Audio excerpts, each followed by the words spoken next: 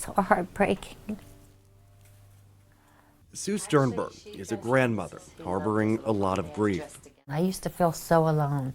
I used to feel it was always directed to me, that there was no one else out there going through this. But I'm finding out more and more there's a lot of people out there going through the same thing, if not, more.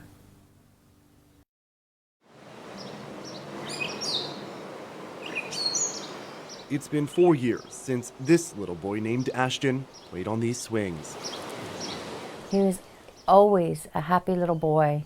Ashton's mother is Sternberg's daughter, and for the first years of his life, I still would love to spend time with him. this Berks County woman raised him as if he were her own. A gust of wind aside, these swings haven't moved since 2016. I will fight for my grandson. No matter what I have to do to get him, I'm going to do it.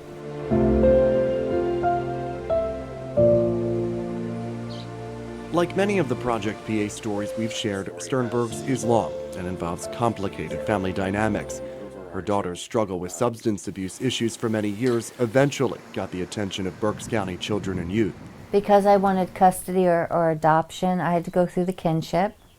So between caring and doing everything and working 2 jobs, I went to all the classes. I got my certificate that I passed the kinship. When I did that, then they wanted something more. They also had me go to counseling. I had to pay out of my pocket. She said I was a really good candidate to have Ashton, and very loving and caring.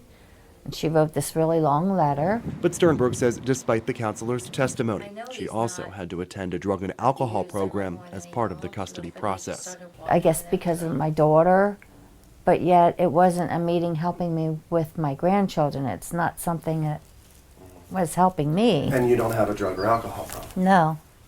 Everything that I did and I passed, they tried to find something else. Sternberg tells me she was on track to adopt Ashton, but 2 incidents ultimately prevented that from happening. The first in July 2013, after representatives from a treatment facility where her daughter was staying asked her to bring Ashton to come stay with his mother. She alleges the center got approval from CYS. And they said they had it all set up with them. They had the paperwork, so I wouldn't think anything else but to go up there and see what it was about, because I thought it was all connected. But apparently it wasn't, because as you see in these court documents, Berks County CYS says it wasn't aware of the arrangement with the facility until July 10th, 2013. At this point, Ashton had been living there with his mother for a few days.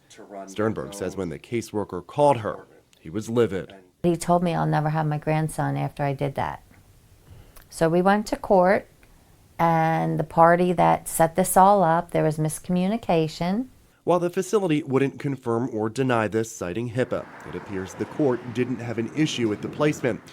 As you see here in this document, on August 29, 2013, the court transferred custody back to Ashton's mother while they both remained at the facility. And they straightened it out in court that it wasn't my fault. It had nothing to do with me, that I did exactly what I was supposed to do.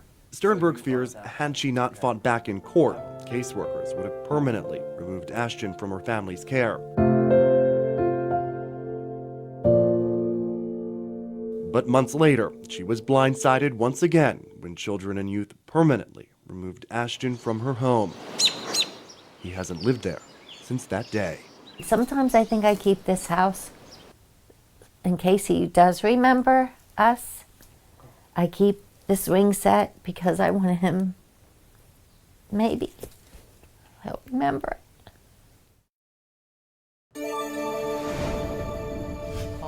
Sue Sternberg is a grandmother who hasn't seen her grandson Ashton in 4 years. I still would love to spend time with him. Her battle for custody began in 2013 as her daughter Christina, Ashton's mother, dealt with personal issues. She was in and out of jail, so because I had him, they just left me, they let me have him. Sternberg says the they in this equation is Berks County Children and Youth. I always wanted to have another child and I couldn't, and Ashton would be it. But she claims caseworkers and the courts made it difficult. requiring her to get mental evaluations, pass screenings, and take drug and alcohol classes since her daughter battled addiction.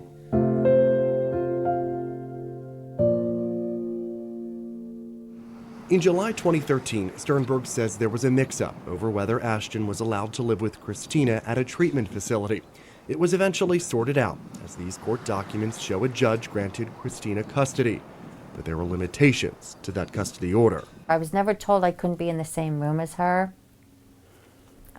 She'd be up there giving Ashton a bath, which I was right there. He had like a pack and play here, and she slept on the sofa, and she would put him to sleep. It was ultimately those actions that led CYS to permanently remove Ashton after a caseworker visited the home in January 2014. Chrissy said, everything's going great, everything's working out. We were so happy. And the girl said, well, where does Ashton sleep? She said, the pack and play. Well, where do you sleep? Sofa. She went right to Children and Youth, reported it, and they went and took him from the babysitter that same day. Ashton never returned home, and here's why.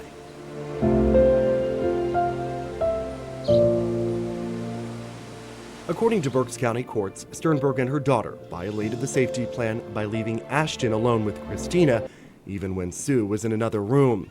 She alleges she was told she could leave them alone as long as she was home. I couldn't stand what they were doing to us. They were messing around with our feelings. It was an up and down roller coaster for all of us. The courts also believed STERNBERG minimized her daughter's addiction issues and enabled her behaviors. STERNBERG denies those accusations. My daughter and I, they thought we were really, really close, but we weren't close. But I was always there for her, and if it had to do with my grandchildren, I was there. And they called it enabling, that I was always there. Today, STERNBERG believes Ashton lives in eastern Pennsylvania with his adoptive mother. He'll turn 8 in March. Another birthday STERNBERG says she'll miss. I work at Redner's, and I see all these kids. I just fall in love with them. It's just my nature. I think of him then. And if she saw him again? I would go hug him, kiss him all over, and tell him, you know, I'm your grandmother, had you forever, and we all love and miss you. STERNBERG says Christina blames herself for not getting permanent custody of her son. She does, however, have custody of at least one other child. Though both believe CYS overstepped their boundaries, taking Ashton over a chance Christina would inadvertently put him at risk, and STERNBERG wouldn't be there to protect him. They say that can happen in any family, regardless of the situation. While Berks County CYS would not comment on this case directly, they tell me the safety of the child is first. For Project PA, I'm Brian Sheehan.